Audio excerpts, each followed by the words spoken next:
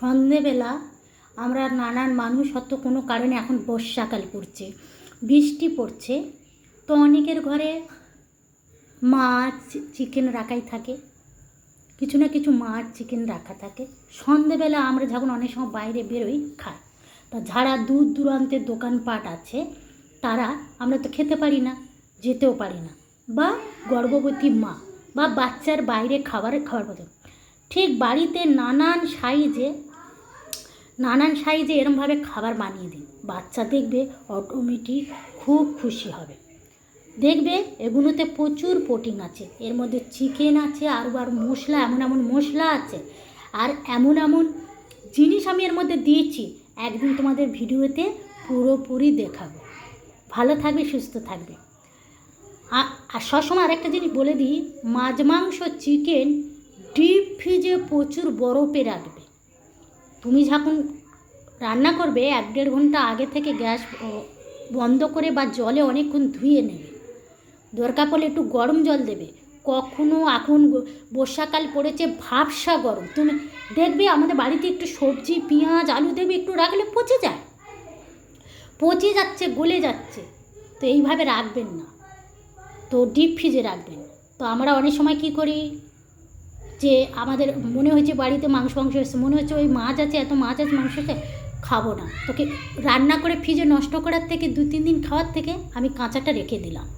হয় সময় একটা জিনিস মনে রাখবে, বেশিরভাগ করবে কি, ওই সমেত কোনো রকমে হালকা করে ধুয়ে রেখে দেবে, চিকেন ভালো করে প্যাকিং করে রেখে দেবে।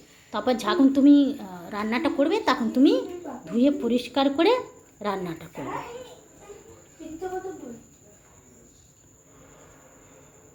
তো দেখবে খুব সুন্দর হবে, সুস্বাদু হবে, টেস্টি হবে। হ্যাঁ, রান্না ভালো হবে, বাচ্চাদের মনও ভরবে। তোমার যে ইচ্ছে, একটা জিনিস মনে রাখবে, কম বেশি ইচ্ছে, মনে যখন ইচ্ছে হবে কিছু খেতে, খাবে। দেখবে অনেক মানুষ আছে, এই টাকাটা খাবো না রেখে দেবো, ওটি খাবো না রেখে দেবো। অনেক সময় কি হয়, কোনো কারণে বশত নানান সমস্যার কারণে ওই টাকাটা না বেরিয়ে যায়। টাকা পয়সা সব কিছু থাকাকালে তুমি উল্টো পাল্টা খরচা করছো, নেশাগ্রস্ত জিনিসে খরচা করছো, অন্য বাজে কাজে নষ্ট করছো, কিন্তু খাবার সময় বহু মানুষ কেটে না। এতে কী হয় জানো, ঈশ্বর খুব অসন্তুষ্ট হয়। কেন হয়, যে তোমার পয়সা আছে, তোমার সব কিছু আছে, তুমি তারপরে খাচ্ছ না, জিনিসটাকে মনের আত্মাকে মনকে কষ্ট দিয়ে, এই পান পাখিটার বিশ্বাস নেই, আজ আছি কাল নেই, কাল আছে পশু, কবে কখন কে মারা যাবো জানি না। কিন্তু এই জিনিসটা হচ্ছে, আমরা কি করি, অনেকে জিনিসের দাম খাই না, এটার দাম খাই। তুমি জামা কাপড় কম বেশি পরতে পারে, যখন কোনো জিনিস খেতে ইচ্ছে হবে না তখন মাঝে মধ্যে খেয়ে নেবে, অন্তত একটা সময় মানুষ খেয়ে নেবে, তাহলে কি হবে, মনে সে আফসোস থাকে না। একটা সারদা মা একটা কথা বলেছিল, যে এক ভক্ত জিজ্ঞাসা করছে, মা